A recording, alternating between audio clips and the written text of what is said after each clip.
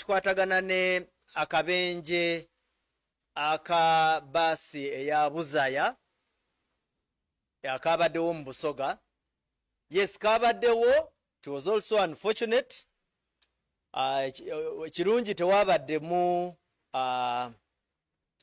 bulamu bwa there was no life lost.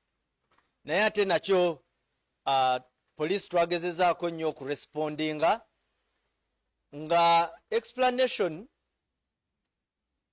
bwe twabaddewo ne orders nti buses kati okutambula kuvuddewo, waliwo kye twaliise nga stampede nti wabaddewo okupapa buses n'amamotoka agaali gasaabaza abaana ne gatandika okupapa okuddayo gye gaavudde.